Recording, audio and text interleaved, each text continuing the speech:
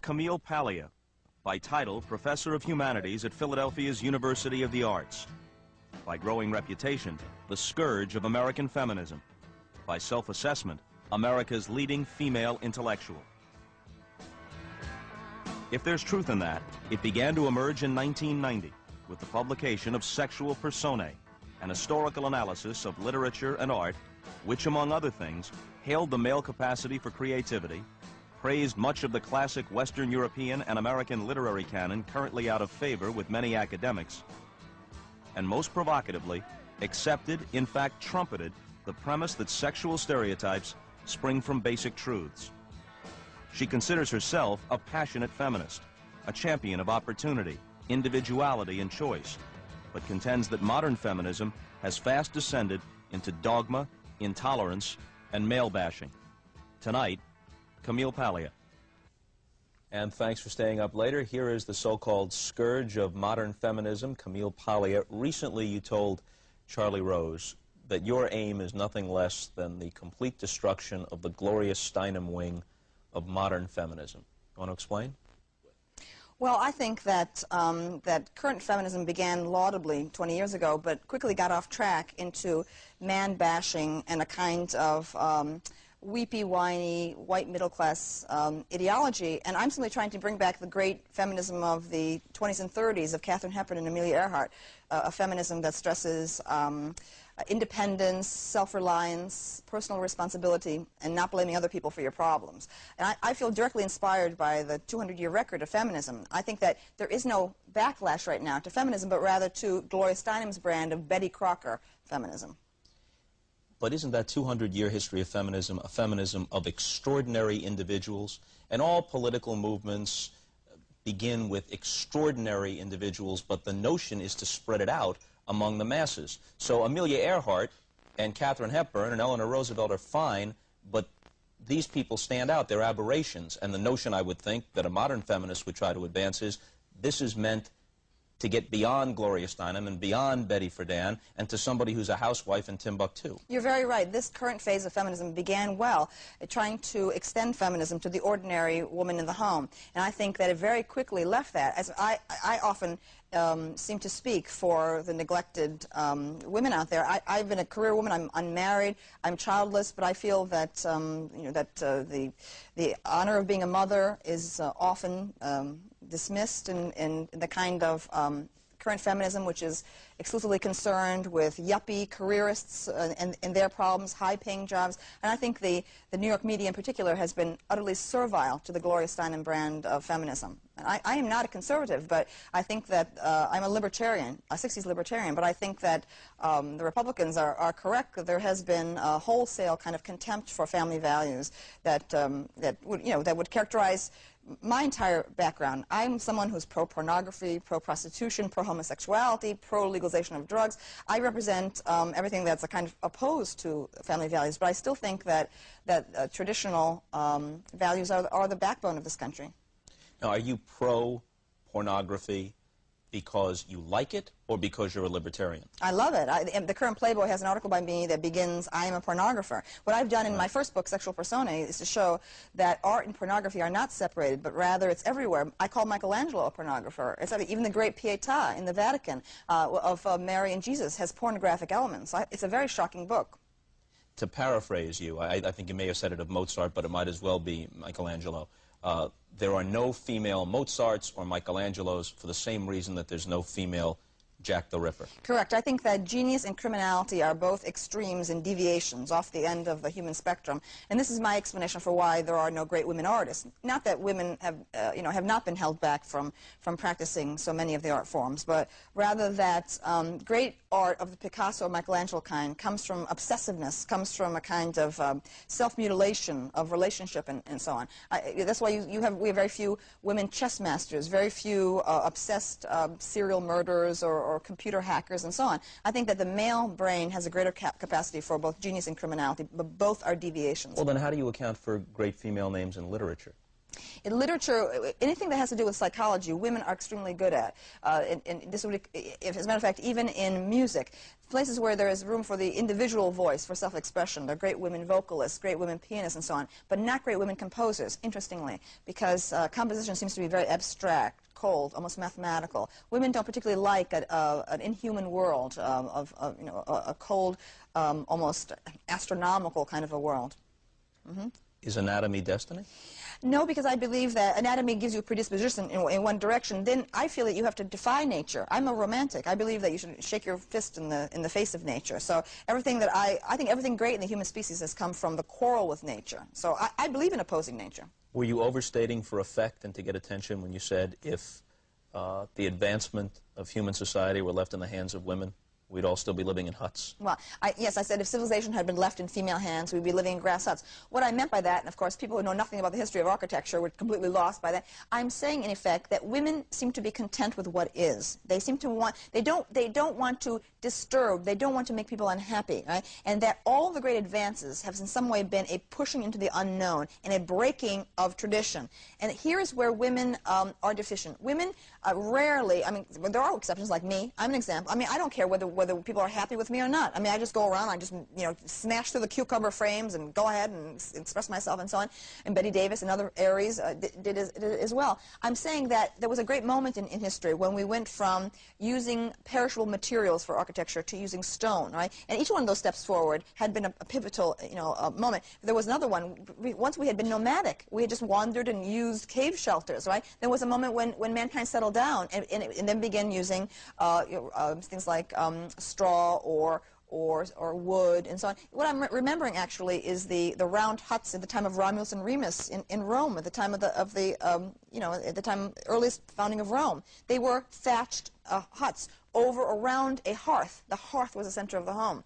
But there was a movement forward. Every move forward means you've lost something, okay? I believe that most, and you can see the way women are behaving about me. Anything that disrupts their established way of thinking, they're afraid, they're threatened. Whereas men, I can talk with men. This is why I had so much trouble being a lesbian, okay? Because I would like go to a lesbian bar and try to like meet women, and no one wanted to talk to me, and I would end up talking to some gay guy. He may have dropped out of school at age 14. I could talk for 4 hours to him. He had opinions, he had this, and I thought, what is it about the male mind? I believe the male brain is different. The male brain, I think, is more limited than the female brain. I think the female brain is actually vaster, is more multi-tracked. But men have this power, okay? They have this power of concentration, and they have this aggressive energy that's coming from the hormone. Let's face it, there are hormonal differences that current feminism refuses to face, all right? And I have to conclude, the reason I get along better with men in talking than I do with women is that my level of hormonal energy is male. And I think I'm just a monstrosity.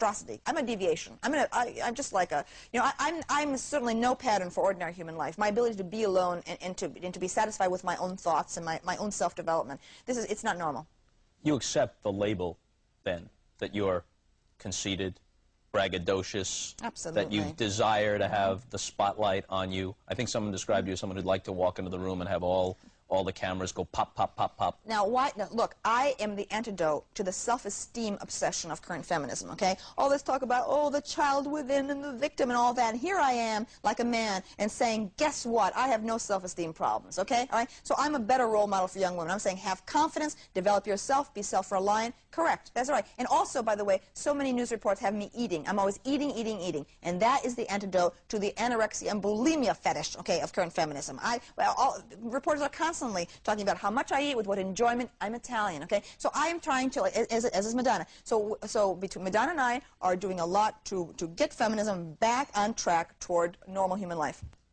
What is Gloria Steinem and Betty Friedan and the rest, what have they done that's worthwhile? What do you owe them a debt for? Well, first of all, my feminism precedes either of them, okay? I am on the record back in the 1950s as having made these eccentric transsexual gestures at the age of 5, 6, and 7, all right? So I owe them nothing, okay? I owe them nothing. But Betty Friedan I admire very much. I'm sorry that she has made some rude remarks about me because the current feminism establishment has shunned her. She is shunned, okay? And there are many overlaps between Betty Friedan's views and mine. She is the mother of the modern movement. She founded Now, and the drift of Now away from Betty Friedan is, to me, the whole source of the problem. Gloria Steinem is a cliquish, power mad, all right, snobbish elitist who has gotten the New York media in a stranglehold, all right, and essentially Gloria Steinem does not speak for all of feminism and now does not speak for all of women, all right, and that has to stop, all right. For Gloria Steinem to go on comparing me to a Nazi, et cetera, et cetera. I mean, it's just unbelievable. The suppression of independent voices like mine for the last 20 years, all right, is appalling.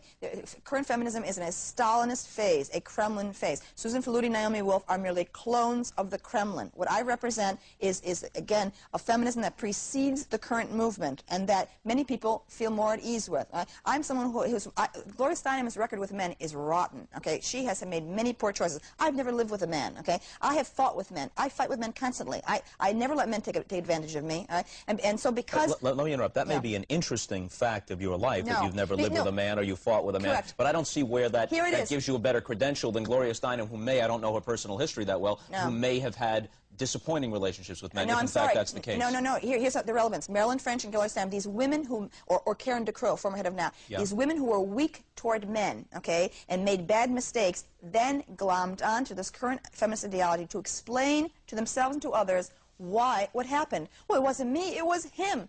I have never been weak toward men. That's why I don't blame men. My anger toward men, my confrontationalism with men is overt. It's out there, okay? I don't need this brand of feminism to explain weakness, because I'm not weak. I don't need the approval of men. There's no man in the world that I cater to, okay? So what I'm saying is these white middle-class women love this current brand of ideology because it allows them to explain their own weaknesses to the world. You see, it wasn't me. It wasn't me at all. It was the patriarchy and all that crap. These words like patriarchy, which are meaningless, big fuzz words. All right? You know, I'm popping a lot of balloons, and that's one of them. Almost everything you say and write causes outrage. In fact, it seems as if a lot of it is calculated to do so. But maybe the single greatest furor is over your comments about date rape. Want to elaborate? Well, my new book, the new collection, Sex, Art, and American Culture, contains the original date rape essay that started this all. Most people have only seen scattered references to my theories. They've never seen the full, long essay, which begins, rape is an outrage that cannot be tolerated in civilized society.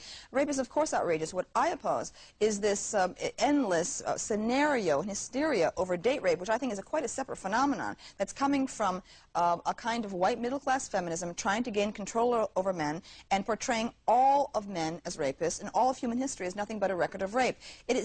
Now today in certain campuses you can be charged with rape merely for making a vulgar comment about a woman's behind. I think that wait a minute, you can be charged with rape or sexual harassment? Sexual harassment. All right, but it is considered, it is defined as rape. Many radical feminists define verbal sexual remarks as a form of rape. It is extremely bad. You cannot believe how bad it's gotten, right? And wherever I go, this is the charge issue everywhere. It's now wildly out of control. So that people now, far from creating a better situation for rape victims, now it's so out of control that rape has become a joke. No one believes it now. Now, the minute you hear a date rape charge, it's sort of like, oh, right, and so on. And this is cutting down on the proper outrage that we should feel and the proper sympathy for authentic rape victims, which for me is usually stranger rape, or it's a case of a gross intrusion of sex into a non-sexual situation. I support sexual harassment guidelines, but I feel, again, even those are being carried out of control. I do not think that Anita Hill, for example, was a victim of sexual harassment. I reject her claim.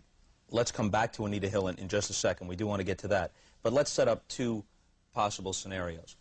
I can see someone saying, all right, a woman goes out with a man, they wind up in a sexual situation, the signals are ambiguous, he has reason to believe that she thinks it's okay, she later interprets it differently, maybe even differently than she felt at the time, and places a different label on it, and these are no sorts of guidelines to run a railroad with. Right. I can understand that. On the other hand, I don't think that to qualify as rape, somebody has to jump out of the bushes carrying a club.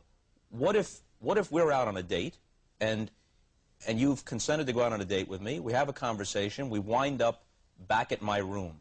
Just because we're in my room doesn't mean you've consented to anything that I can impose upon you. I disagree with this. I feel that, again, through my study of history, that unchaperoned dating is a relatively recent phenomenon, and it's largely confined to the industrialized democracies. I feel that every day is potentially a sexual encounter. What else is it, all right? If a woman is not interested in sex, she must signal that from the start. She should not be going to a man's room alone. She should not be getting into a car with a strange man. These people can be Ted Bundys, all right? Look, we have to go back to the fact that it was my generation, the 60s generation, that broke all the rules. When I was in high school in the early 60s, we were protected as young women. We were expected to be virgins. Only tramps went to bed with the young guys, right? Now, in college, we're the ones who said to the campuses, get out of our sex lives. We were imprisoned in all-women dorms. We had to be in 11 o'clock at night and sign in. We said, let us make our own mistakes. They said, it is dangerous. You will be raped. We said, the price of freedom is risking rape. Now, what's happened today is that young women have inherited the freedoms that my generation won, but they do not realize that with that freedom come risks and responsibilities. Now, again, I'm saying sex is a dangerous and unstable, it's a combustible force. You cannot predict how someone is going to behave. A very rational person, male or female, can suddenly behave irrationally if you push the wrong button, because all kinds of things come flowing out of you that are nonverbal, that are beneath the conscious realm. But Freud was thrown out of the feminist movement 20 years ago by Kate Millett, who declared him a sexist. So what I'm saying is that we're not even aware of things which can suddenly erupt up, all right? Things can lead, I mean, gay men have known for centuries that the price of sex can be death. Gay men, since the time of ancient Rome, were going down to the docks, into the alleyways, and ending up beaten up and dead, all right? What is this sentimentality that the glorious Steinem wing of feminism has created around the issue of sex? It's supposed to be completely this totally risk-free, cotton candy thing. Everything is wonderful, and the slightest thing that's disturbing or abusive is somehow, it's always coming from men. Men are generating it. I am saying women are giving signals, nonverbal signals that they're not aware of, okay? If a girl goes to a fraternity party dressed like Madonna, is drinking 11 tequilas, and goes up to a man's room, she is communicating below the level of language. I'm sorry, it does not do any good to say no always means no. Now I'm saying no. To go to a man's room is, in effect, to consent to sex. This is what I want to bring back. Right? I'm pro-sex. I'm saying go with it. Go with it, girl, okay? Go with it. Have the adventure, but stop whining when you wake up hungover the next day, and he doesn't call, and he doesn't send flowers, and then the feminists come around and convince you you've been raped. So if I call you up for a date, and I pick you up and you get in the car, have you now placed yourself in such danger that no matter what I do, you've got no claim against me? No, but what I'm saying is that my #1 concern is the dignity and freedom of women. Right? I'm saying the dignity and freedom of women will not be achieved by overprotection of women. Right? It will be achieved by women taking personal responsibility for themselves and deciding what they want and being upfront about their sexual desires. I want women to want sex as much as men want sex. You called Madonna the face of modern feminism. Were you going for a line that would get some attention, or do you believe it? I've loved Madonna since the beginning, the very beginning when people dismissed her, and I just feel so much in sync with her. She's like my double. We're both Italian Catholic girls coming out of strict families with strong father figures. We both have pornographic minds. We both love gay men and drag queens. We're workaholics. We're drug-free. We have trouble with relationships, and we just have this ability to speak to I feel it's easier to speak to 1 million people than to deal with one, almost. It's very strange. Italian-American women did very little. Geraldine Ferraro is a rare example. And suddenly these two Italian-American dominatrixes rose up. We're these two Amazon figures that have we're just solitary figures who, through our power of imagination, projected these hallucinations to the world. And the world is interested. People can't stand it. People say, oh, they market themselves. No, it isn't. The world is interested. We're of the moment. We are of the 90s, both of us. With Camille Paglia, the professor of humanities at the University of the Arts in Philadelphia, it's pretty clear that you want the fame. And do you worry that your persona undercuts what you and those who admire you perceive as the scholarly basis of your work? Your first book is essentially a book of art and literary criticism. Your critiques of pop culture come from a very learned perspective.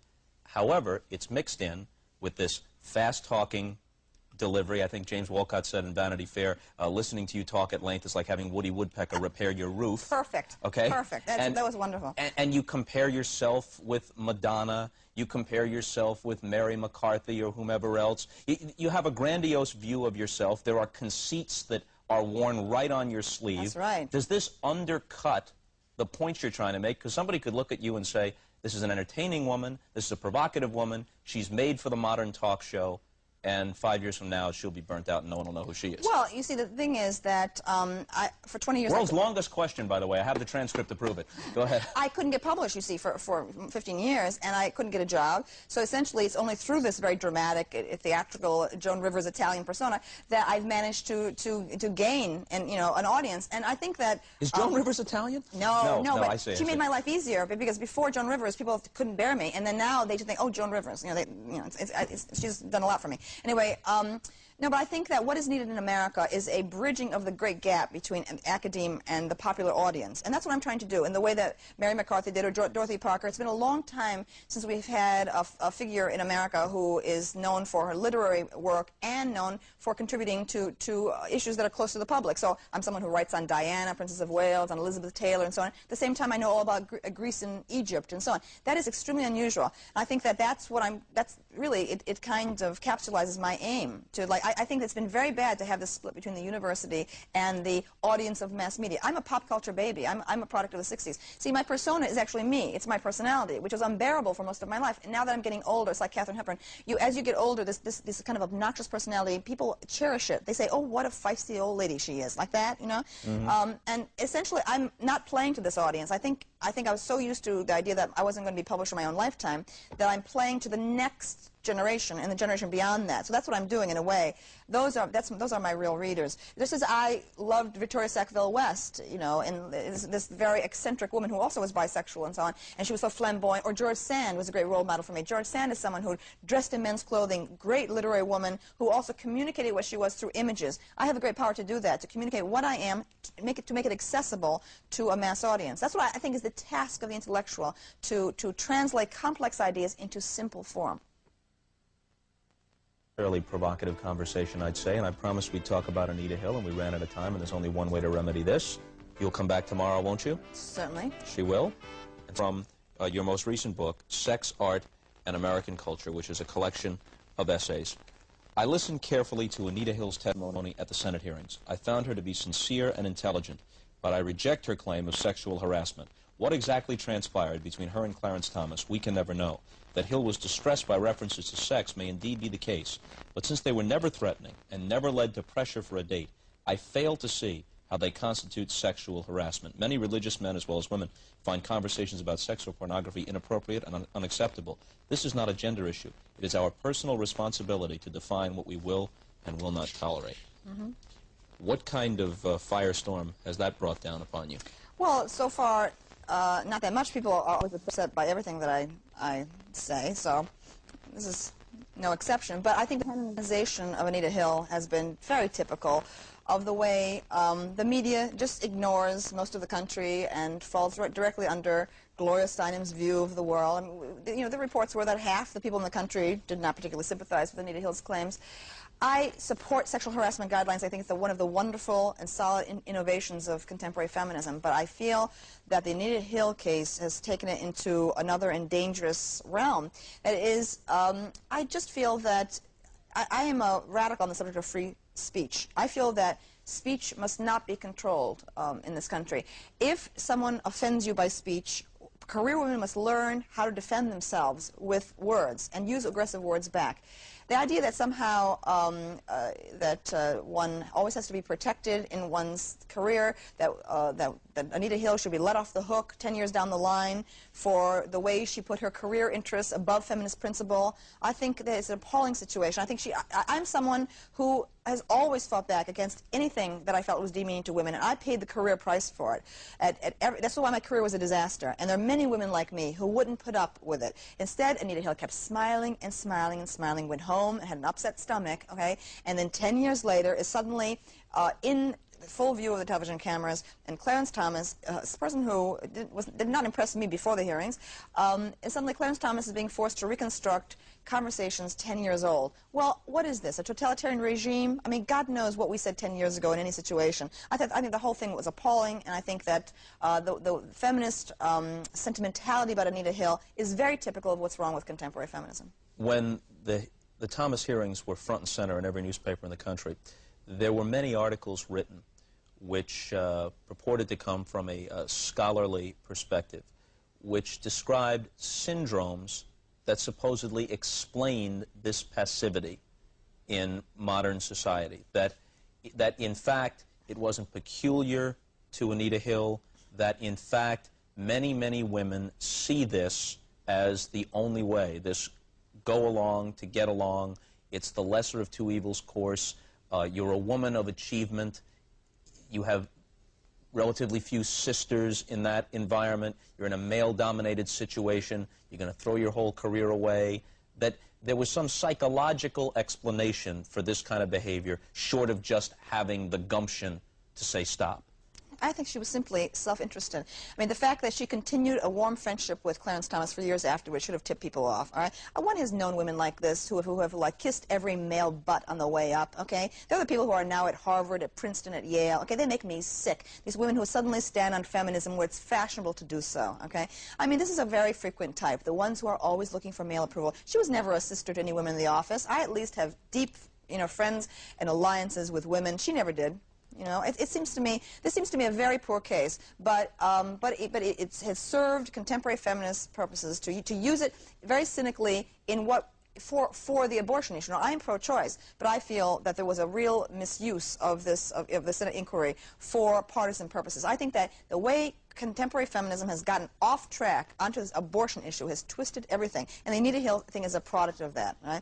I myself, I'm pro-choice, but I at least respect the other side. I see there's an ethical case to be made pro-life. As a matter of fact, the ethical weight may be on the opposite side to me on this. But no, contemporary feminism with its sanctimoniousness, its moral superiority, has deformed the proper mission of feminism by its hysteria over these issues. I mean, the worst aspects about women, the worst things ever said about women in history have been proved true in terms of the behavior of the feminist establishment about abortion and about Anita Hill. That is, their inability to think, their emotionalism, their lack of clarity, their basic unfairness. And men have been silent. There's a lot of silence, all right? The media has just run with this case and has silenced the 50% of the country that did not particularly cotton up to Anita Hill. Somewhere, 5 people say that Anita Hill improved the grades of male law students in return for sexual favors. We have no real evidence of that, but now these law students are going to come up and they're going to say, she winked at me, she told me this or that. There's something about this that would take anybody who has some regard for what the basic principles of protection of the individual are in this society would go nuts. The very people who, if they saw you coming out of a house carrying a bloody axe and found 2 dead bodies inside, the first thing they would say is, read her rights, make sure that she's regarded as innocent until proven guilty, and they'd be correct to do so. Didn't care about Clarence Thomas in this situation, and the fact that Clarence Thomas's political views may not be mine doesn't change what he has the right to expect. That's right. You have now put your finger on the gross partisanship of the current phase of feminism. Now, I am a registered Democrat. I voted for Jesse Jackson 4 years ago. I voted for Clinton in this primary and so on. I'm supporting Clinton now. But I'm telling you that the tilt of the feminist agenda toward liberal and the Democratic Party, that has been a disaster for feminism. Feminism should be bipartisan. It should transcend our party system. And that is exactly what has distorted and deformed current feminism. The reason for the current backlash, again, it's not because there's a backlash against feminism, is because of these terrible errors, the injustice, the irrationality, and the just general hysteria of the Gloria Steinem wing of feminism. You have focused on it. If it was the tables were turned, people would be enraged by the way Clarence Thomas was treated. And I think that no man, no woman should be treated the way he was. It was just, in a democracy, I mean, he was just stripped of his dignity, of his rights, and so on. And I feel he emerged from the hearings with, as I said, vastly increased stature. I wasn't impressed with him at all until he fought back on television. That was an amazing night, which of course no one wants to admit the power of his, or the way he turned the tables on his accusers. It was a magnificent display. It seemed in some quarters that if you didn't verify this process, validate this process, that you didn't think sexual harassment was an issue of concern. Right. That it seemed to be a referendum on whether or not you approved or disapproved of sexual harassment. There you have the cheap, simplistic polarities that the Gloria Steinem wing is always forcing on people. And until the New York media wakes up and gets out from under the inky squid cloud of Gloria Steinem, it's never going to see reality as it is. It's always going to be surprised by what the country really thinks. The country is far more conservative than the New York media. How much of this constant invoking of Gloria Steinem's name in our first visit and now this one, is simply a clash of ideas, and how much is jealousy. I mean, Gloria Steinem is a pop icon, all right? That's what you aspire to be. Maybe you think you are already. How much of this is like, hey, I should be paid as much attention to, I should be as much a household name as Gloria Steinem? Well, for 20 years, I struggled to get heard. I was drummed out of the feminist movement 20 years ago because of my passion for the Rolling Stones, who were declared sexist, right? And I struggled to get heard for 20 years. And while I watched all these figures constantly being, being trotted out by the media as somehow spokesmen for feminism, spokesmen for women, I feel that Gloria Steinem is a real rip-off artist. She's never been the source of any original idea. She's an extremely weak thinker. She's a sentimentalist. She was very important at one time. In the late 60s, she played a pivotal role. I was a great admirer of her. In fact, every women's class that I teach, the class has to recognize Gloria Steinem's name and realize that she was founded Ms. Magazine and so on. Until her recent book, her name was completely forgotten. Young women didn't even know her name. She was very important, and I as a matter of fact, early on, Time Magazine was talking about, it was 20 years ago, who would make good candidates for the presidency for the future, and I wrote it, and I suggested Gloria Steinem, as she aged, was going to get much more venerable and much wiser. So I have a deep disappointment with not only Gloria Steinem, but with Germaine Greer, with Susan Sontag. So many of those women who should have developed and evolved in their thinking have just, celebrity seems to have stopped their development. Paglia, you were cheered that William Kennedy Smith was acquitted. No, I simply said that I thought that was a terrible case, that all the public date rape cases have been terrible cases to base a rape ideology on. I thought that was ridiculous, that case. As if when this girl went back to the Kennedy compound, she was like this innocent little flower that was suddenly attacked. What did she think? I mean, she was using him. I mean, her only interest in that guy was that he was a Kennedy, okay? It was a total rip-off on both people's parts. Both people were scum, as far as I can say. And I just oppose this turning of date rape victims into heroines. I mean, when people look back at this time, 50 years from now, 100 years from now, it's going to look like the great period of Victorian sentimentality with, like, all these, like, little, dying figures and Dickens. And, go into a Victorian cemetery, you see all these, like, orphans and widows and so on. I absolutely oppose the canonization of date rape heroines. I'm sick of it. I much approve of Madonna. The whore of Babylon is much more my hero than would be a date rape victim.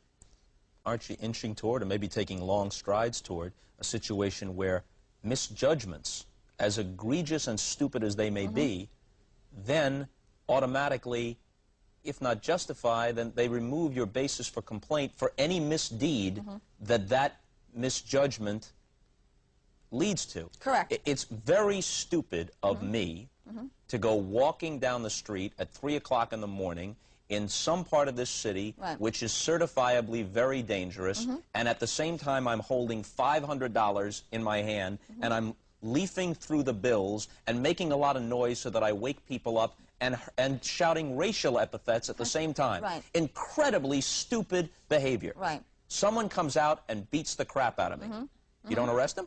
All right, and see, I'm on the record about this. What I have said is, I've made a number of different analogies. I've said things like, it would be nice to be able in Central Park or to put one's purse on a park bench and to go and play ball. Okay, that's wonderful. Be able to do that. Unfortunately, that's stupid behavior. Now, if someone steals the purse, the police should pursue the thief and put him in jail. But we have the right to say to you, that was stupid. So we don't make a hero out of you for that. Don't make a hero out of you. Okay, both were in some way at fault, but you punish the person. Yes, so I believe in if there is an assault, the person should be punished. But we cannot leave off the degree of personal responsibility, complicity, and creation of the crime. There is something called provocative behavior, that now you cannot say this any longer because that's blaming the victim. I believe that a lot of these young women, okay, are coming on to guys, want the guy's approval, and giving all these signals, and then acting shocked and innocent afterward. Now, there obviously are authentic date rape cases. I feel they are a minority, okay? They are a minority, and I despise this hysteria. The hysteria is as bad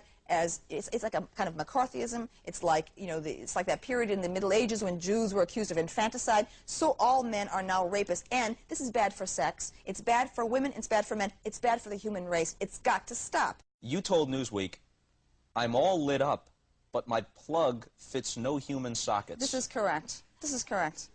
It's true. So you're hanging out at Con Ed, or what are you doing? No, no, I just feel I'm a very strange being. I feel like that I'm neither male nor female, or rather, certain times of the month I'm male, and certain times I'm female. I go through the whole cycle. It's very peculiar. But this is the price. I have this power of observation. I feel every great gift is a kind of curse, and I think I have a great gift for observation, for study, and for conclusions. But I think my detachment from ordinary human relationships makes me a better scholar. I'm so detached. It's like in a football game, the more you're closer to the field you are, the less you can see the patterns. The farther up, you can see the patterns more clearly. I think that is my. But there's this game of careers that children play, and you have a choice. You have to choose at the beginning of the game. You have hearts, you have stars, or money, right? And you choose a combination of those things for your life plan. When I was a child, I never chose the hearts. Who would want the hearts? I never chose the money. I wanted the stars. Okay, that is fame. I put 60 points for stars. So that's it. I mean, that's what's happened. All right, no hearts, all stars. You declared yourself unrivaled at this point as the leading female intellectual in the United States, having surpassed Susan Sontag. Right. Simply because you caught up with her? Because she came back to the field? What? She was wonderful. In the late 60s and early 70s, Sontag was great, but essentially she's been living for 20 years off a reputation that's completely gone. I mean, she hasn't provided any, her work of the 70s was extremely poor. And again, here's another figure who's being propped up by a corrupt New York literary establishment. I mean, the way people seem to still venerate her, for what reason? I mean, again, it's like so many of these white middle-class ladies in the New York media think, oh, Susan Sontag, yes, that's the way we should be. We should be like this sensitive, intellectual-like figure who would be admired by men and so on. I mean, please. I represent the pop culture generation, okay? It's time for us now. I'm 45 years old, okay? I'm tired of these older people now. It's time. Let's get off the stage. It's time for something new. And here I am. I mean, my 60s generation, okay, really kind of collapsed because of its own errors, because of problems with drugs and sex and challenges to authority. That was my problem, and so on.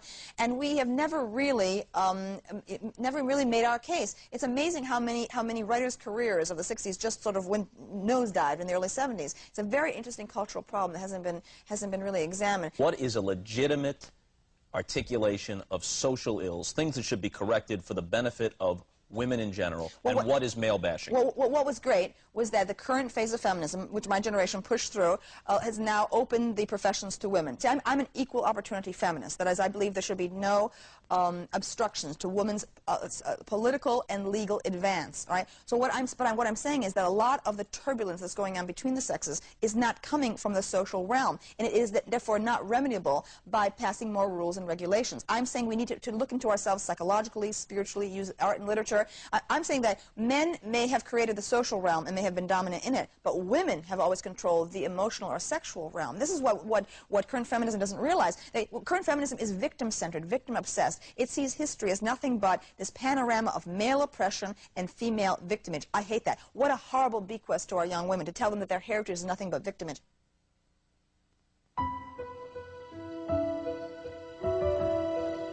You adore rock and roll, all right?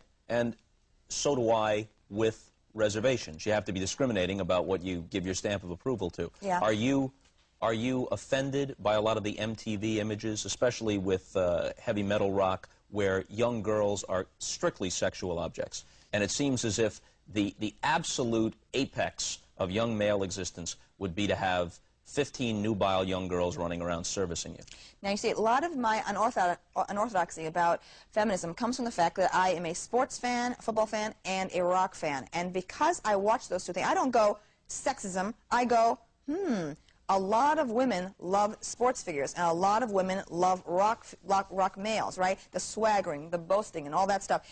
Girls will throw themselves not only at every bar band in the country, but at the roadies. Even the roadies that can get girls, and so on. So I go, what does this tell us about women? What does this tell us about sexuality? What it says is, guess what? There's something called masculinity. Gloria Steinem says masculinity is a disease. I say there's something real there, which sports have preserved and which rock has preserved. And of course, the great cultural figure of our time is the strutting rock musician. And look at, what have women done in rock? Nothing. Absolutely nothing. They've had access to the guitar for 20 years. Well, not nothing, but comparatively. Oh, Police. Now, they're good in sort of like pop bands, like, like Bananarama or the Go-Go's or the Bangles and so on. They have done nothing in rock, okay?